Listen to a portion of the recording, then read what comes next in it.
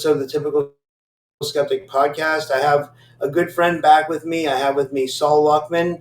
We're going to play the intro and get started. And for some reason, it's not letting Saul show up on the screen. I don't know why. It's weird. But I mean, he's here for sure. So we'll play the intro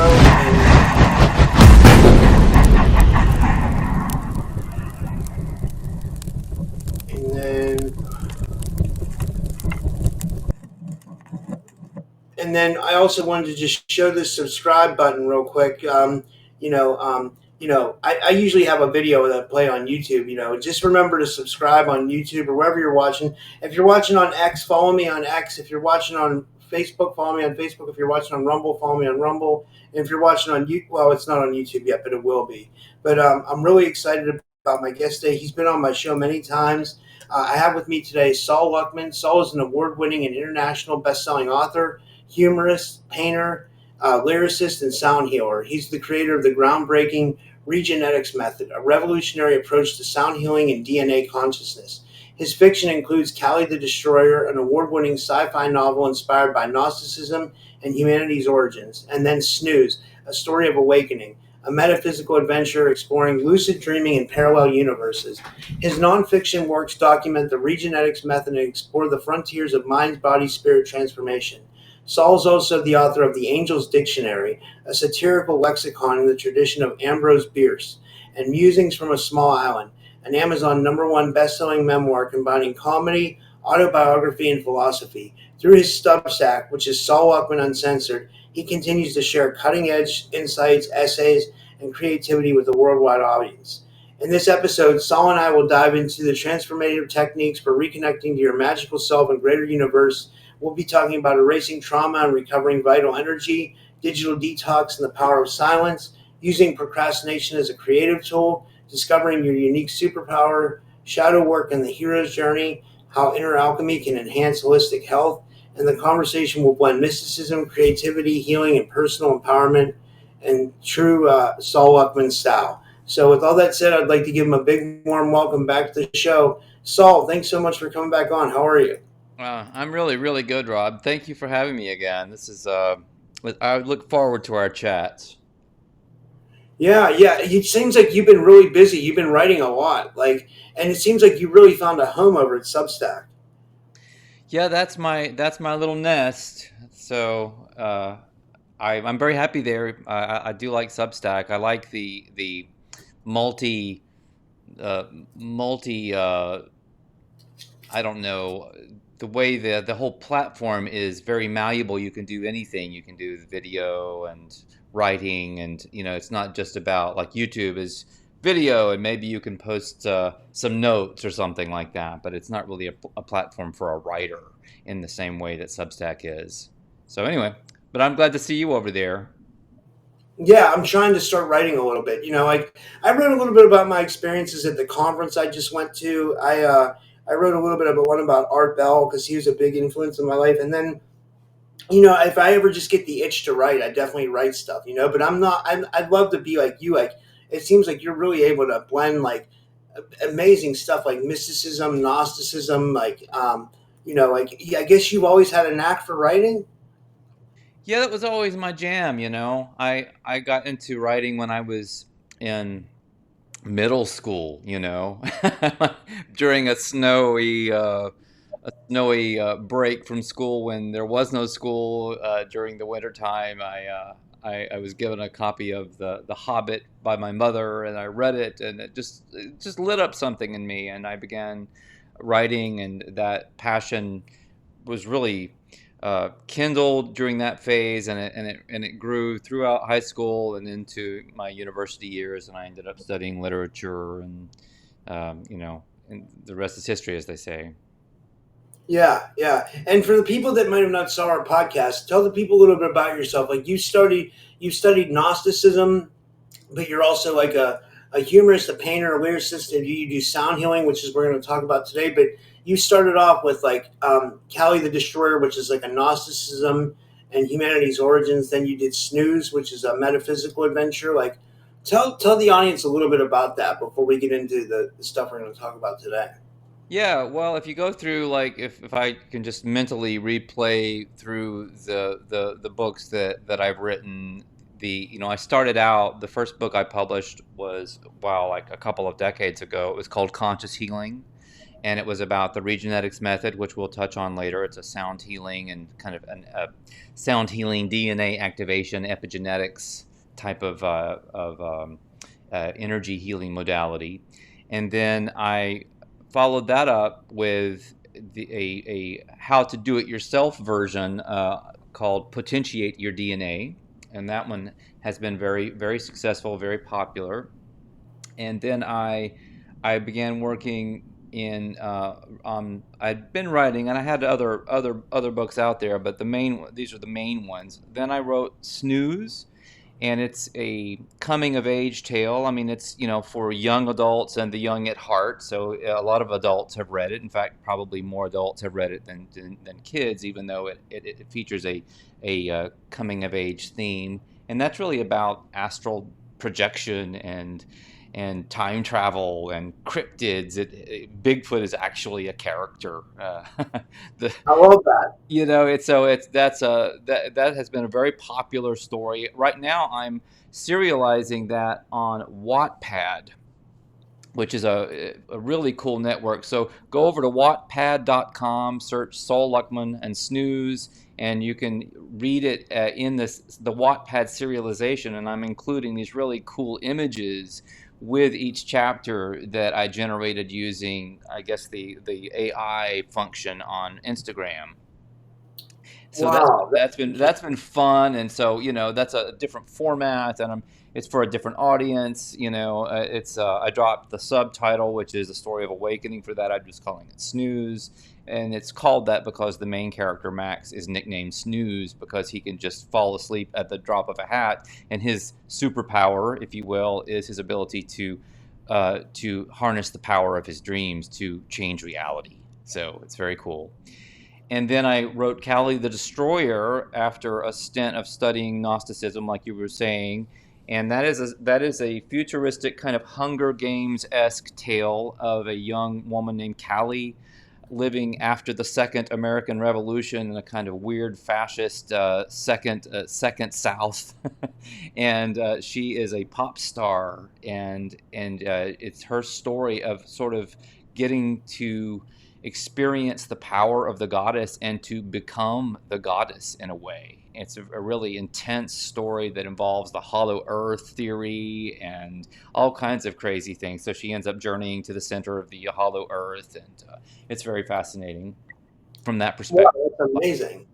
Yeah, so I got to really spend time, and I don't know if you're familiar with a term called Tula, but if you get into certain stories of Hollow Earth and in the, let's say, in the East, there's this place called Tula that is supposedly where, like, if you go from Siberia, you can make your way down into Tula where all of these holy people live. And so I adapted that concept, and I called my society in the center of the earth Tula. So that's a lot of fun. What do you think about the hollow earth theory while we're going? I mean, do you think it's like it's a logical? I mean, like, I've had people like Gene Decode on my show, and he thinks that, like, it's, so there's like the dumbs we know about, right? There's the deep underground military bases, but then if you go further, it seems like there might be alien worlds down there. Or, I mean, I don't know what to call them. Interdimensionals, maybe, like maybe the hollow earth crosses dimensions, or something like that. But do you believe it's I mean, I know we can't prove it, right? But I mean, what are your thoughts? Well, we should really get around after a moment or two here. We should talk about some of the core principles in this new book I've got called Get Out of Here Alive, and it has to do with the nature of reality, perception, the imagination, what is real, what can be proven, and it really calls into question a lot of the basic edifices of science and knowledge, because looked at from the perspective that I'm introducing, there is no real, there is only perception. So we could talk a lot about that subject. It really can be potentially both challenging and illuminating, depending on where you're coming from. Yeah, so we can certainly, I mean, we can get into that whenever. That's my new book. It's called Get Out of Here Alive, and it's subtitled Inner Alchemy and That's amazing. Mortality. Did you actually get to spend any time with that audio And, book? a little bit, yeah. Like I love the idea of it that like like the way we can transmute this reality and actually get out of here because like I feel like a lot of people aren't happy here, like Yeah. or they're not happy about their Earth experience, so it's like Right. a lot of people want to make this their last time here. I mean, because I'm saying that I'm going on the fact that maybe like a lot of us know that we reincarnated here over and over again, like but like yeah, so like yeah, but I think I had you on the show. We talked about it a little bit before, but like we didn't get too much into it. So I'd love to touch on it for sure. Yeah, well, it's I mean the basic premise, well, the book is really a kind of how-to guide to unplug from the matrix and achieve better health, better mental health, more mastery, more abundance, and all of those things while you're here enjoying this circus. And at the same time, learning how to protect and build up your personal energy so that you can do the things I just described. And also, you have the option to explore going way beyond that in terms of getting out of the matrix with your consciousness intact. Wow, that's amazing.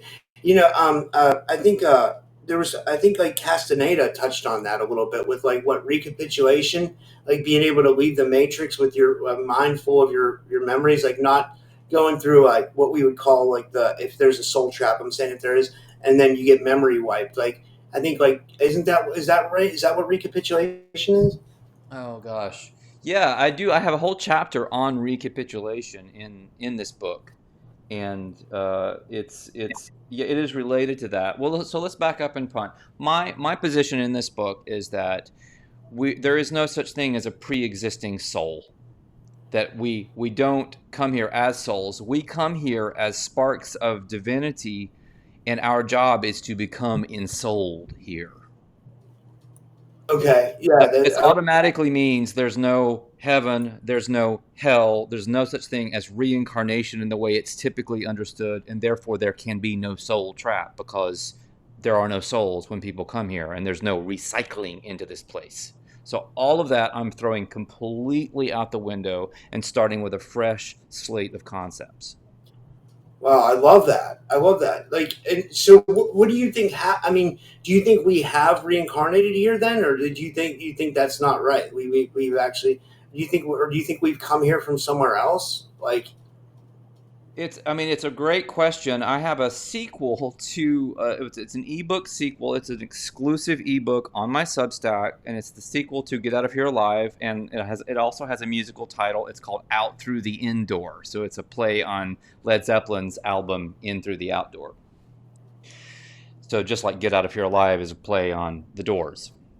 yeah, yeah, I love that. So Yeah, and so the sorry, go concept ahead. here is that we we do come here from someplace else, right? That's for sure. But we don't come here with a complete soul signature from another incarnation. We come here as a new experiment in consciousness where the oversoul, the creator, combines us, groups us perhaps with the other people that are also coming in. Therefore, you have the idea of soul families. But the funny thing is that none of those people in those soul families are souls yet. They're coming here to make their soul in this alchemical crucible of a world. And so that is what I call individuation. We grow up and we individualize, we figure out who we are, we step into our power, and then we can say we have a soul. Until then, we haven't grown up. A lot of us are just NPCs. That helps explain the behavior of a lot of people and the kind of absence that you see in people in their eyes and their energy is because they haven't fully incarnated. And then after you have individuated, which is sort of what you do in the matrix, you can experiment with matriculating graduating out of the matrix. And that's the second part of Get Out of Here Alive, where we discuss how to actually exit this place, to fly this chicken coop and move on. That's amazing. Yeah, I got to read the book more because that sounds exactly like what I want to do. Yeah. And then you've also written two more books. You've written the Angel's Dictionary, which is a satirical excerpt, and it says in the tradition of Ambrose Bierce. Who is that? Who is Ambrose Bierce? And tell us about the Angel's Dictionary. Hmm. He was a 19th century writer who wrote a very famous book that a lot of people used to study in high school. I don't know if that happens anymore. It probably would be considered politically incorrect these days, but it was called the Devil's Dictionary. So he had all kinds of, wild definitions for things. He was very, very brilliant, very, very snarky. I mean, he kind of invented snark in a lot of ways. He's often compared to Mark Twain. They were they were contemporaries, to the best of my knowledge. They knew each other. So I I took the concept of the Devil's Dictionary and wrote the kind of contemporary sequel to it as the Angel's Dictionary. That's cool. So, That's really so cool. you get into some of my, I could read you some definitions. I mean, here's some examples of definitions from my Angel's Dictionary to give you a sense of the aesthetic, the humor. So, waffle. So, think about that word, waffle. It's a noun, and it's defined as breakfast of politicians. Right? Okay. All right. So, antidepressant, a noun. Any of various energetic techniques for warding off parasitic friends, colleagues, and family members. Right. It's hilarious. I love that. Okay, here's another one. Bathroom, noun. Where Americans go to argue about gender while the country goes down the toilet. Yeah, that's about right too, right? Uh-huh. Census, noun. Being counted so we can be discounted. I love that. Global warming, noun, result of excessive hot air emissions by climate scientists. And then I'll read you one more. Hospital, noun, where the healthy go to get misdiagnosed and the sick go to get mistreated. That's about right too. That's great. I love that. That is amazing. I got to get a copy of that. That's really cool. And Now, then one of the cool things about my Substack, saulluckman.substack.com, is that people can access both the audiobook and ebook versions of most of my books, including the Angel's Dictionary. So if you go over there, you can enjoy both versions. yeah, I love that. And then yeah, well, before we get into the regenetic stuff, I was going to say you have one more book that you've written about. It's the Musings from a Small Island, which was an Amazon #1 best-selling art memoir combining comedy, autobiography, and philosophy. Like, can you tell us about that? Yeah, and it's still number one in the free category for memoir and something else, literary travel, I think.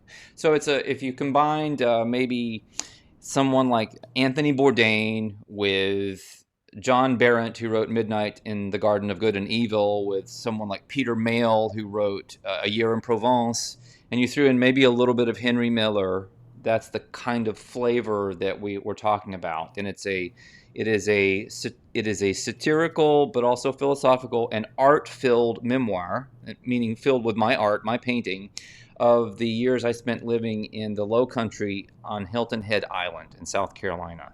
And it's just, there's lots of surfing and other activities. There's some cocktail recipes that I provide in case you're interested in imbibing a little bit. That's something that people do a lot of in the Low Country. I have a story of an encounter with a massive alligator while biking. There's lots of craziness. The surfing during hurricane. I, I used to surf during the hurricane. I used to go all the time. I used to love surfing on the East Coast. Like, that's amazing. Did you used to surf as well? Yeah, I would do a lot of body surfing. So I would get out there on these hurricane waves, body surfing. Of course, that was insane, but I really, really enjoyed it. And so I have a couple, Yeah, yeah. two paintings that are in the book. One of them is Storm Surfer, and the other one is Storm Surfer Revisited. I took on that theme a couple of times, but I have a lot of surfing and water paintings in the book. Wow, that's so cool. Yeah, I have this story. Like I went in my 20s. Like I used to go surfing because I was going down to North Carolina with my girlfriend at the time, and I would go and like I saw that people were surfing, and I always wanted to surf. So I tried it out, and then I uh, I loved it. And then I had a friend who was living in California, and he came back, and I said, we should start going on surf trips because I had a good job and I was able to do it then, and we would go all over the East Coast and surf. And yeah, so anytime I hear something about someone surfing on the East Coast, it takes me back to those trips I used to go on. I used to really, I used to love it a lot. Oh, that's awesome. Yeah, it was a great time in my life. But yeah, and I love the Carolinas too. There's something really special about them. They're really, North Carolina and South Carolina. Did you like it there? Yeah, yeah, I did. It kind of ran its course for me, and my family and I moved to Florida, but we're still, at a surfing area, and that's good. In some ways, it's better in that way. Um, and then body surfing is not the same as other forms of surfing, and body surfers are eccentric and weird, and that's kind of my thing. I'm very individualistic, and I like to have my cake and eat it too, and I like what I like, and so body surfing just somehow aligns with a different kind of culture when compared to surfer culture. They're not the same.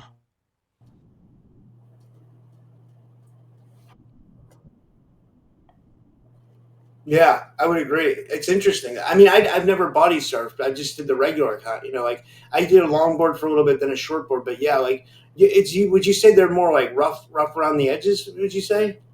It's kind of like, yeah, it's kind of like the Hell's Angels of the waves. It's just a totally different culture, and the guys are and gals are just pretty wild in a way that is distinguishable. And some once you know it and you can see it and you've experienced it, it's not the same thing as surfer culture.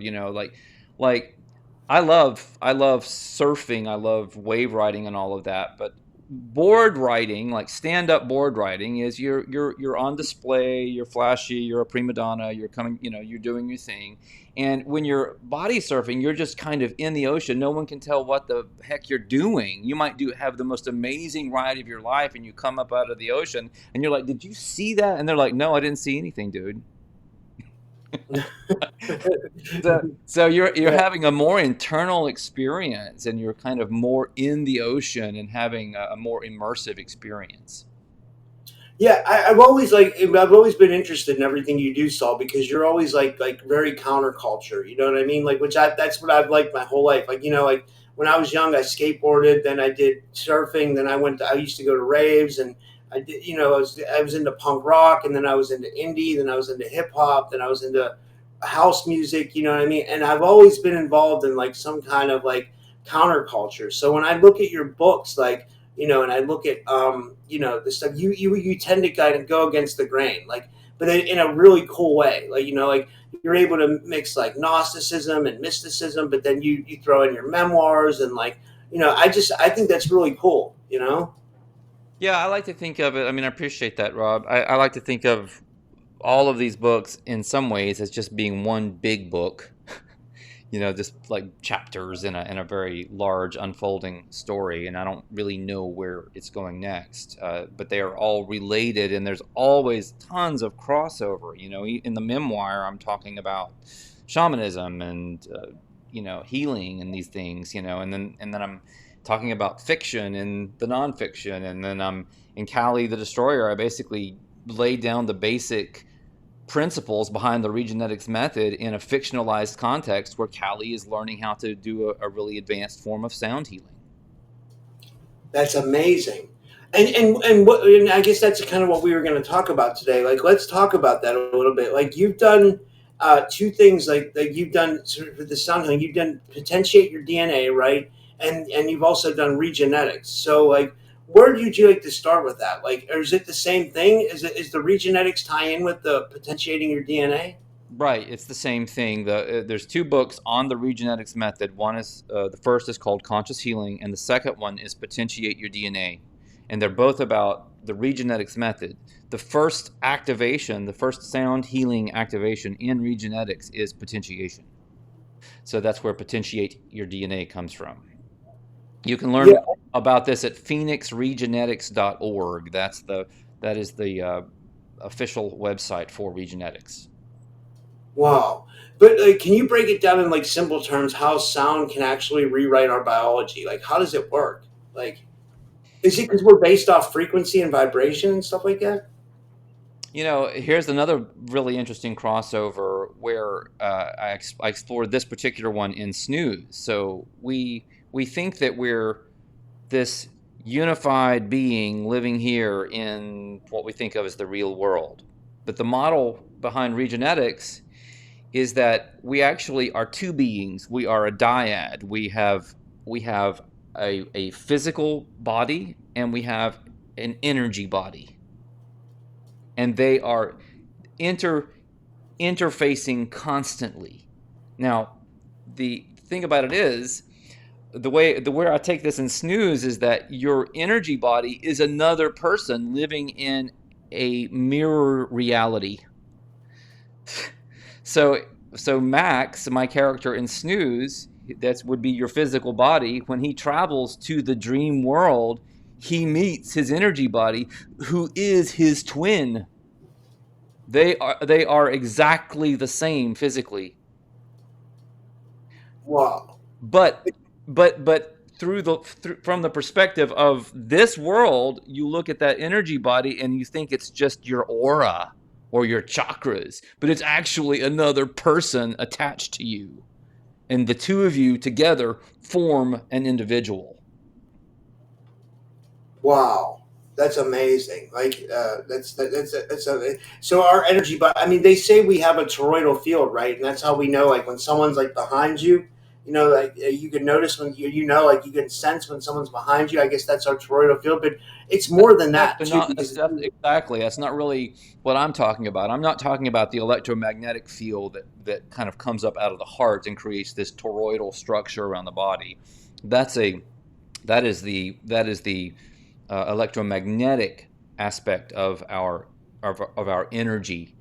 What I'm talking about is the subtle energy, the hyperdimensional torsion, scalar, orgone, prana, kundalini, chi, that part of our energy that is over in our parallel reality that we interface with. So we're in space time. This is Dewey Larson's theory of reciprocal, the reciprocal theory. It's basically a physics model that this engineer generated in the 1950s, I think, perhaps, and in the early 60s. Very brilliant guy. So I'm using Dewey Larson's model to describe what I'm talking about here.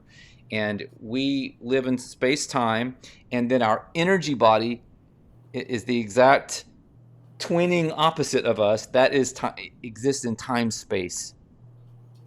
So you can basically talk to your energy body, the energy half of yourself, which is another person, really. And you can ask or instruct that person to heal you. And that's amazing. when that energy is received, then that person then basically re-emits those healing codes, sends them back through the interface, and then you receive that healing, and it basically comes in through your DNA and begins to change your genes, turn some on, turn some off, and you can be healed that way. What's the best way to tap into this? I mean, like I have a lot of, I think this is perfect because I have a lot of friends who are energy healers and I've gotten a lot of energy work done on me. So I'm not like it just actually fits perfectly with my podcast because I do, have a lot of, I've had people work on me where they've been thousands of miles away and they've been able to tap into my energy body, because I'll tell you what, Sal, I had I had a fatty liver, and it was giving me like Mm, issues. I had to really like try to start getting myself in shape. But I mean, I would reach out to my friend Priscilla, who's an energy healer, and I would ask her. I'd say, "Can you do something? Can you help me?" And she would. But I also my friend Matthew Morning, he's an energy healer too. Like these people, and also girl Eve Howard, she's really good as well. Like they can tap into your energy field, and they can like you can feel them putting hands on your liver, but they're thousands of miles away. But you can feel, or not hands, but you can feel the energy coming sure, on your. sure. It's amazing. You know. Yeah, there are so many wonderful healing modalities. There are some that work with energy from the hands, for example, like Reiki very often does that kind of thing. There's different kind of frequency device healings. There's prayer is a healing modality in its own right. Larry Darcy wrote books on this phenomenon of that has been studied. All these double blind, I think, in some instances, but studies that prove that just prayer can heal people. It's really remarkable. So what I'm proposing is that you have an energy structure that is, we've been talking about it as your kind of doppelganger, but if you want to think of it as your aura for the purposes of this part of our conversation, that aura, which is your energy field, your subtle energy field, when you get sick, basically you are housing distortions and traumas or wounds in your energy field. If a psychic looks at your energy field, that psychic will typically see weird things going on in the field where it's not flowing properly. It's not the right color. Something is keeping it from being harmonious and balanced. So what you can do is you can use sound in a specific way to clear the field, to basically reset the energy field. And when that happens, that energy field begins to flow back into you because you're constantly interfacing with it. It's constantly what is giving rise to your sense of your own self, your physicality. So when that flow of energy that's supporting you from the ground up becomes more harmonized and healthier, guess what? You get more harmonious and healthier.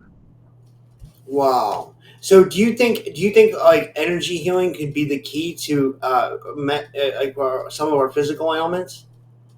Well, in my case, it was. I was dying. I had an autoimmune illness. It's what healed me.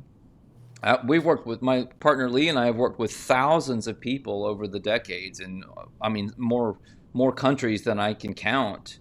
And the testimonials speak for themselves. You can go to Phoenix Regenetics and spend a very long time reading those testimonials because there's lots of them.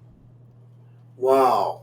Yeah, and what's interesting is like in our community, like especially our community for some reason, there's a lot of autoimmune disorders. Like so that's becoming a thing. But the reason why I know this is because I'll have a lot of psychics on my show, and they'll do readings and like or I'll have healers on my show and they'll be doing healings. And a lot of times someone will come in and they'll say, "I have an autoimmune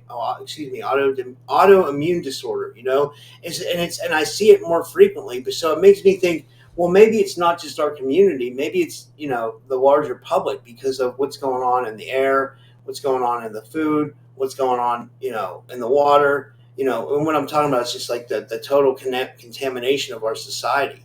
I mean, do you think that's a key factor in why this so people get these, or is it genetic? Oh, I think you're right on. All of those are factors. Our medical system and some of the things that it promotes would be factors.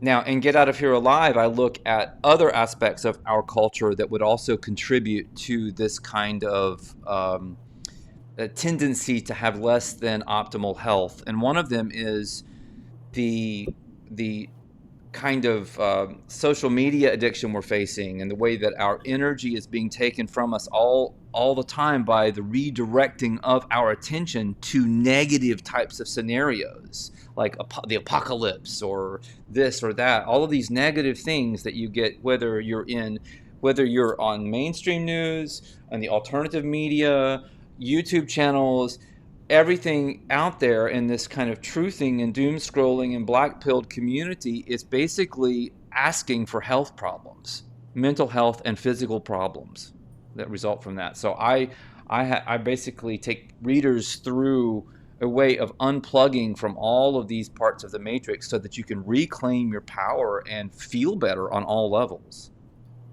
Yeah, and is it about like rewriting the DNA kind of in a way? Like when you do this sound healing, does it like tap into your DNA?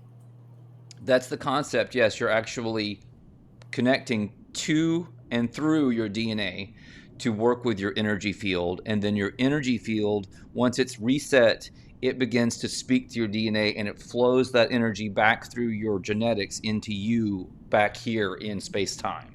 So think about you initiate the process in space time, it flows through your DNA into your energy field, heals the energy field, and then the energy field, which is reciprocally related to your place here, it begins to flow back around in this circle or in this infinity loop, and it comes right back through into your DNA and begins to instruct it how to heal you. Wow, that's amazing. And that's kind of like recovering. You talk about recovering vital energy, right? So, like, what are some daily practices we can do to like kind of stop leaking our life force? Yeah, I know this one. There's a lot really. I have a series of chapters in the first half of Get Out of Here Alive that go into this. One is to simplify your life as much as possible, as much as feasible, and in a way that works for you, that feels good. So I use some uh, characters from history like Thoreau and Peace Pilgrim to illustrate extreme versions of this. But I also make the point that you can simplify your life living in a busy city, having a crazy job. There are ways of just simplifying and getting more peace in your life. Another thing that I talk about is embracing movement, like dance, for example, and doing things that make you feel alive. Because we sit in front of our screens, we don't get around other people and socialize like we used to. It's become a kind of virtual experience of reality, and that is a sure path to unhappiness and illness in many instances. I love that. Yeah. And then you kind of frame procrastination as a potential gift. Like, how can we shift from seeing it as like laziness to seeing it as a part of the creative process? There's a great writer from I think the 80s, when she published her book If You Want to Write. Her name is Brenda Euland, and she had this fantastic term that she made up, moodling. So to moodle. And moodling for her was this kind of procrastination phase of the creative process when you don't try to force anything and you make yourself available to whatever ideas come through. And other people have had their other great writers have had their own take on a very similar concept. I mean, Franz Kafka, Ernest Hemingway, all kinds of people have talked about their own type of moodling, and it's an essential part of the creative process. And what gets lost in this insane digital culture that we're in, this go go go, there's an app for that kind of culture, is the importance of procrastinating, the importance of doing nothing but doing it well, right? We don't have to always be on the go, and we shouldn't be. That is mental illness in the making. That's a good point. Yeah, yeah. It takes me back to that, like when you were talking about when you were living in the Carolinas. I bet that was a more laid back kind of lifestyle. You know, like when you can live by the beach like that, it's a more relaxing, comfortable lifestyle as compared to someone being like jammed in Manhattan in the city. You know what I mean? There's so much friction there. I live in Pittsburgh, but I live like in a rural area, you could call it. Like I live 30 miles north of the city. So, I mean, there's not a lot here, but also it's not, you don't get that crazy like city life. You know what I mean? Like, is that a good metaphor for what you're trying to say about like some of our daily life habits and the way we live? Well, I don't think it really depends on where you are as much as how you interact with your environment and what kind of sanctuary you create for yourself wherever you are. That's a really good So you point. don't have to get out into the middle of nowhere, to live on a mountaintop, to join a monastery or anything like that. to simplify your life, to explore the power of silence, to digital detox, to stop following a lot of truthing for a while and see if they feel better, just I basically suggest people do a truther detox where they just forget trying to figure things out for a little while and forget listening to talking heads in the alternative or mainstream media and just see how they're doing after a few weeks. No, I love that. That's a really good point. Yeah, I probably need to do that myself. And then you explain what you talk about finding your superpower. Like, how can someone begin to identify their own superpower? Mm. Yeah, I put that in the context of your superpower being your individuality, being your ensouled self, being your originality, what makes you tick, and also very often what makes you different from other people, what makes you disagree with other people and maybe official narratives or ways of looking at the world. These are all actually part of your superpower. We live in a culture where there's this whole shaming culture, and people are taught that if they think differently, that's wrong, and certain things are just not okay. When in fact, just a few years ago, they were okay. And so things have changed in a really radical way, and we live in a kind of thought Gestapo. Whether you're looking at it from the right or the left, either side of that political divide are basically Gestapo agents for a certain way of dogmatic thinking. So I'm not really framing this in a political way. I'm saying that if you believe in either side of that, either wing of that bird, maybe you're missing the fact that it's a bird with two wings. I agree, and it's all controlled. Like I was always told people, I was like, there's a shadow government that controls everything here. You know what I mean? It seemed, it doesn't matter who gets in. I guess it doesn't really matter who gets in office because I guess they're going to get orders from. I'm starting to really think that. Like I really, it's that's the way it seems. I don't Well, know. here's something really interesting, and I'm not disagreeing with you, but what I would like to suggest is that, and this you can see this to some extent just with people's presence online, for example, what they share or their persona that they put out there, right? We have however many people are here in whatever this place is, and that's about how many different worlds we have. We don't really have one world, we have millions of different worlds that people are creating with their beliefs, their thoughts, their attention, their perspectives, who they're listening to. And where this ultimately goes is that we are so powerful as Imagineers. I call us Imagineers in training. We are so powerful that we can actually create a heaven in the middle of a hell, or a hell in the middle of a heaven. That's a good point. Yeah, depending on your perspective, right? I guess, and how you yeah, I love that. And then I'll follow up with this. You mentioned the importance of shadow integration. What's one shadow aspect you personally had to face, and how did it help transform you? Yeah,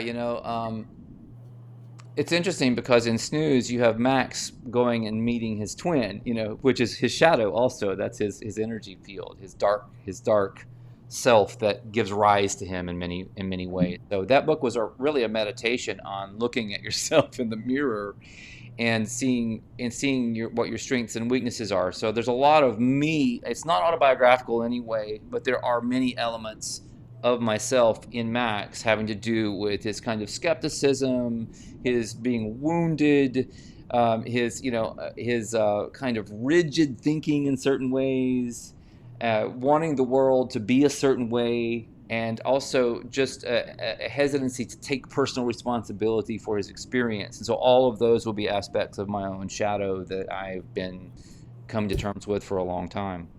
That's amazing, and you've kind of integrated it into your writing. I love that. Because that helps you probably transform or transmute it, I guess, in a way, right? Absolutely, and it makes it meaningful as a writing project for me. I'm not just writing this for other people. I'm sort of writing it for me in the first instance, and then hoping that, I'm not writing to market. You'll never find me writing to market. I could care less about the market. I hope that some people like and benefit from what I share, but I am never going to share something that I think people are going to like. Yeah, That's yeah, that's that's not why I do it. yeah, yeah. I like that. Yeah. Do you think trauma itself can act as a like an initiatory force that kind of pushes us onto the hero's journey?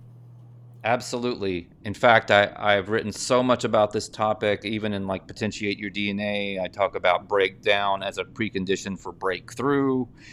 And certainly in Get Out of Here Alive, I talk a lot about trauma and its relationship to the hero's journey of individuating and matriculating from the matrix. And I think it's one of the main things that we deal with. And it trips a lot of people up because you have a lot of people who believe, for example, in the soul trap and think that this is actually some kind of hell. And that's just a perception, because it could just as easily be a heaven. And for a lot of people, it is. So this idea that there's a lot of trauma and suffering, that and therefore this is a bad place, is just a belief system. Having said that, there is trauma, there is suffering, and it's very often used as a massive catalyst. I mean, I nearly died of an illness. I know what I'm talking about. I'm not unaware of suffering and hardship. At the same time, it completely changed me and put me on my life's path. Wow, that's amazing. Yeah, that's amazing. And then I was going to ask you, how can people safely begin inner alchemy without falling into dogma or spiritual bypassing? Yeah, that's a really good question. Excellent question.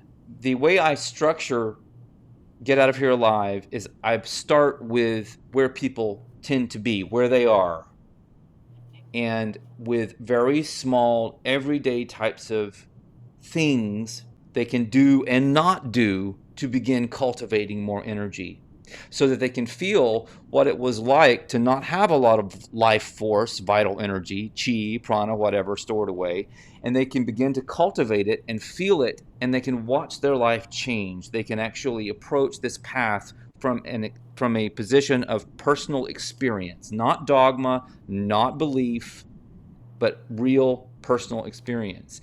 Then you can begin to stack other types of activities and exercises and strategies onto that and evaluate them each individually. If you start, for example, recapitulating your life, as in Castaneda shamanism, well, then see if it helps you. See if you feel like you have more energy. Does it help you resolve trauma?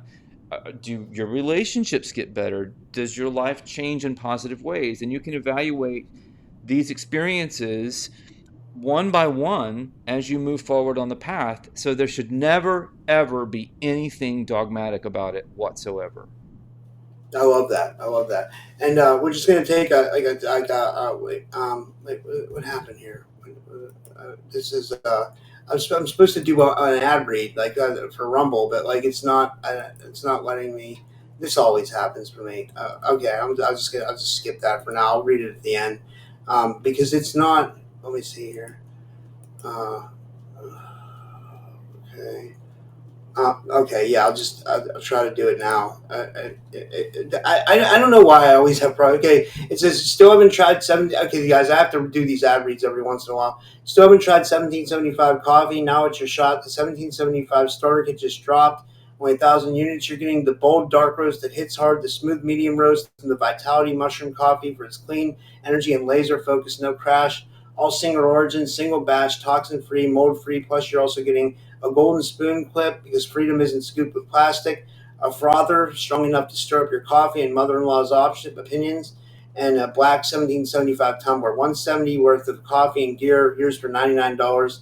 This one's for who's been watching 1775 blow up on Rumble, wondering if it's actually worth it. Spoiler, it is. Go to 1775 coffee and use the code STUDIO and grab your starter kit of the coffee before it's gone. Bold beans, clean fuel, and a morning routine that stands for something just like Rumble does. You know, freedom and That's why I like Rumble, because it's like free speech, you know. But okay, I'll move on now. Sorry about that. I Yeah. just have to do these.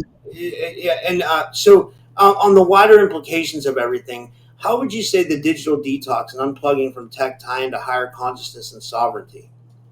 Mm. Well, I would say that it's very hard to have what you might call higher consciousness and a sense of personal sovereignty if you are a slave to the screen, you know? How do those things go together? You have to be Yeah. able, and I don't think you can be online all the time and really think your own thoughts. And that's a much larger discussion because we could begin talking about the being I call the dragon in Get Out of Here Alive, and how you're not even thinking your own thoughts anyway. You have an operating system that has been downloaded from the fake architect of this construct to basically do your thinking for you. And so Let me ask you the this: like, what things do you you have think to about do like? is actually get beyond that in your Yeah. alchemical hero's journey.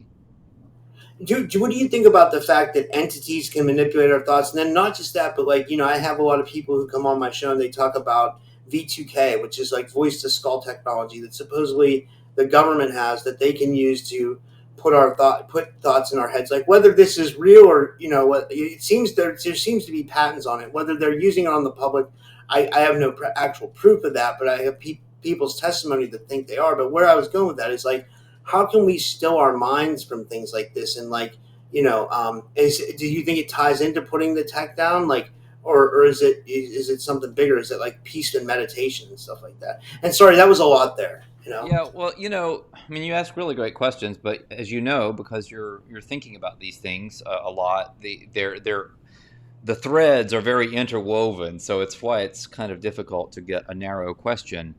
Here's what I would say about my perspective that might speak to your question.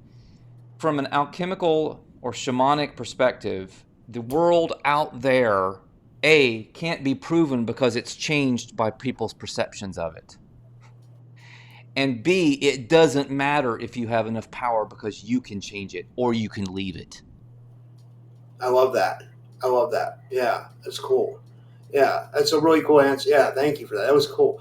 And it says, I came up with these questions. What role do you think art, creativity, your painting, humor, and writing play in personal healing and collective awakening? Is it kind of like we said before, like that, like it lets you transmute some of your past um, traumas or whatever you went through in life, and you maybe put that through your writing, and it helps transmute? Yeah, I mean, I say in Musings from a Small Island that all art is, or at least can be, art therapy for the artist. That may or may not in any way translate to people viewing or experiencing your art. In the best case scenario, it does. You'll actually help somebody with your creativity. And if you can do that, and first of all, even if you can entertain someone, that's great. If you can actually help somebody, good on you, mate, because you've done something very rare. Yeah, yeah. And um, if you could pass on one teaching to practice humanity, what would you say it would be? If I could pass on one teaching, I missed you cut out just momentarily. So if you could pass on a teaching or practice humanity, what would it be? Yeah, the I think that the energy reabsorption, absorption, and reabsorption technique that I describe in Get Out of Here Alive is extremely powerful and transformational. And I'm not saying that's necessarily the only thing I would pass along, but that comes to mind as being something you can do for yourself, and you can get better and better at it. It can completely change your energy, your health, your relationships, your finances, and it also has the ability to free you from the dragon's mind and all of that programming and mind control that we were talking about. And the ultimate thing it can do for you is give you enough power to transcend the matrix. And that's what we're all looking to do, right? In this community, we all want to, like, get out of the matrix. They're like, as you say, get out of here alive, right? And that's kind of, I love that that's a play on Jim Morrison's work, which was he was like, no one here gets out alive, you Right, know? right. And his first biography was called that same thing, No One Here Gets Out Alive. So, yeah, Wow. this idea is that, well, actually, some people do, and they have. So, when we hear about the rainbow body or the light body, ascension, the rapture, many other concepts along these lines, what's being described is people leaving the matrix with their consciousness intact. And they've been doing it forever. Yeah, that's exactly what I want to do. I want to, because I feel like I've learned so much in this life that I feel like if I would leave here and I would get mind wiped, like I feel like it would be such a waste of time. Like, what did I do here then? You know what I mean? Like, I feel like maybe we all want that. You know, I mean, because I mean, like especially those of us in our community that are like pushing towards like higher consciousness. We all want to leave here with our memories, right? Or at least in or everything we've learned. I don't know. I think people tend to want to do that. It's here's the thing. It is a lifestyle and a commitment to be able to actually do that. And then of course there are no guarantees. I mean, you could die tomorrow, or you could do everything in your power to get really good at the things that you need to get good at to do this. And there's a whole series of these things that I begin touching on and Get Out of Here Alive, and still not be good enough at it, and you end up dying and going back to source, and you haven't really matriculated in the same way. There are other things I could say about what would be in store for a person like that, because it's my belief that, in my perception, that when someone has amassed a good bit of energy, has gotten decent at projecting their consciousness and imagination, has learned some basic parameters around dreaming awake or lucid dreaming, that when they die, even if they cannot become immortal in the way that I describe, they actually end up with the ability and the power to have an extremely long afterlife before going back to source. They also Wow. they also tend to be free of the dogmatic traps that trap a lot of people when they die. For example, basically, if a hardcore fundamentalist Christian dies, they end up in some version of a heaven, but it's a kind of holodeck. It's not real. It's just a piece of their dogma that they take into their post-life experience. Similarly, somebody from an Eastern perspective might believe they're reincarnating on a planet like this or something, or a place like this, and that's also just a piece of dogma that they have to ultimately transcend and let go of to progress on towards reunification with the source field. Yeah, and my one of my moderators, Jason, he's amazing at this. He found your art and website, saulluckman.pixels.com. I put it up on the screen.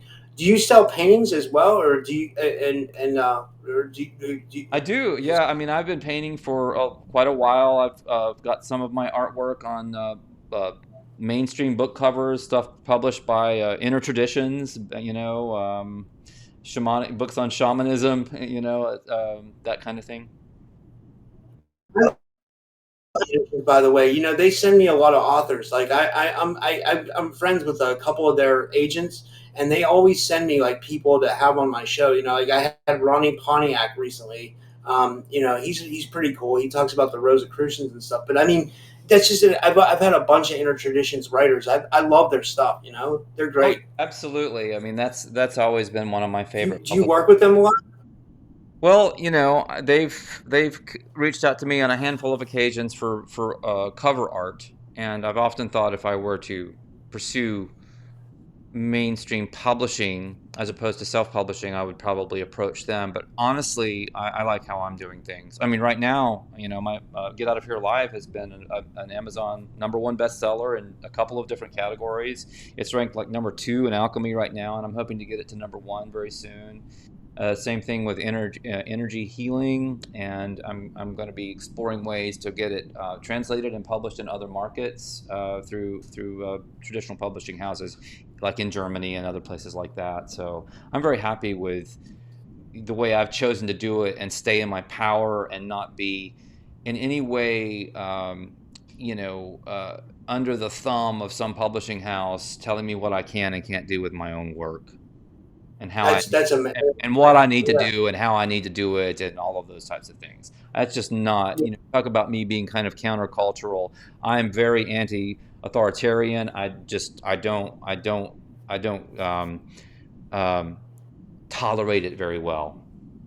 And Yeah, that is an interesting side effect of being on the alchemical path, because a lot of people doing this are very, very individualistic and creative in their ways of doing things. it's like you have an attitude that mixes like punk rock with shamanism. You know, Yeah, I some of your think viewers have talked about that. Yeah, I even include some of my lyrics in "Get Out of Here Alive," and they're very punk-esque. You know, like it's that's a great medium. The like punk lyrics are a wonderful way of just getting to the heart of the matter and calling something what it is. dude, I've been in like in the punk color. Like I said, I've been in counterculture my whole life. Been in all these movements, you know, like hip hop and punk rock, and I used to go to a lot of punk rock shows, you know, and like you know when I was growing up, punk rock was always about like you said anti authoritative. You know, like it was Yeah, about always like, against the government. But now like you know like what I saw was like some of these people were the first people in line to go, you know, vote, or they were for the first people in line to, you know, get the jab and stuff like that. And I was like, what is? I mean, I was like, that's not very punk rock. You know what I mean? I was like, I don't know what happened to. It seems like punk rock isn't punk rock anymore. You know, like I mean, there's people like you that have a punk rock attitude. Yeah, they're like some of the people that I thought that were punk rock, like you know, like they, you know, like it's. I've seen a change in the culture. It seems like. Do you know what I'm talking about? yeah, I saw the same thing. I was very disheartened by it, and even people who weren't punk rock per se, but who were very countercultural at one point, like Joni Mitchell or Neil Young. They just turned into little fraidy cats, and jab me, jab me, jab me, and if you don't get jabbed, you should die. I mean, they just turned into just the antithesis of what they had stood for as younger creative people. Yeah, yeah, I think that's a good point. And then my last question, I think this will summarize it really good, is on a lighter note, since you mix satire with spirituality, do you think humor is one of the most underrated spiritual tools? I do, I absolutely do. I think humor is a wonderful way of communicating with a certain audience. But I will also say this, with the rise of cancel culture and shaming culture, we're also looking at, in a large segment of our population, we're looking at the death of humor. Yeah, I agree. Because a lot of comedians, like, they Absolute, the absolute death of humor. We're talking about people who do not have a sense of humor, and they wear that as a badge of honor. And for me, it's a badge of dishonor. But it's just it's a very bizarre turn of events in our culture. if you look at some of the old comedians like George Carlin, Rodney Dangerfield, Eddie Murphy, Richard Pryor, you know what I mean? They would always joke around about like the stuff that gets you canceled today, like race, sex, politics. You know Absolutely, what I mean? absolutely.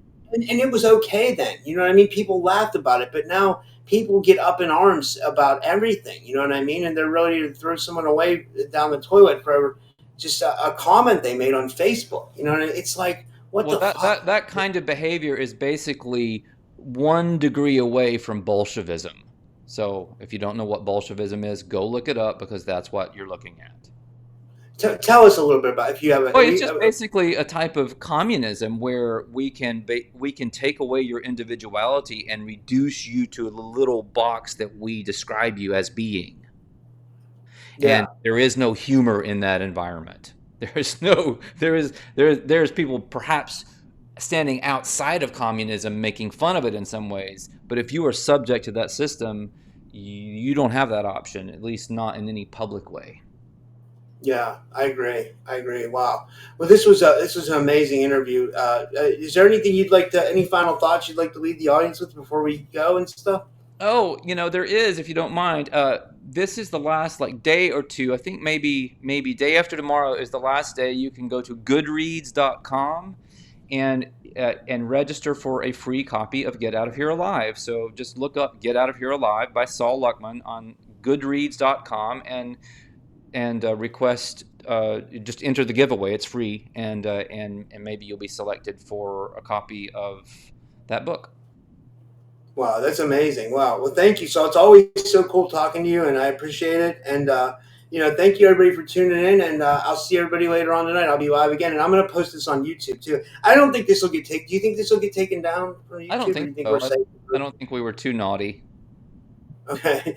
All right. Well, yeah, I'll post it. I'll download it from Rumble, and I'll post it for sure. And thanks, Saul. I love talking to you. You're so cool, man. Thank you. Oh, I appreciate it. I love your show, and thanks for having me on. All right. Have a good night and take care, everyone. Good night.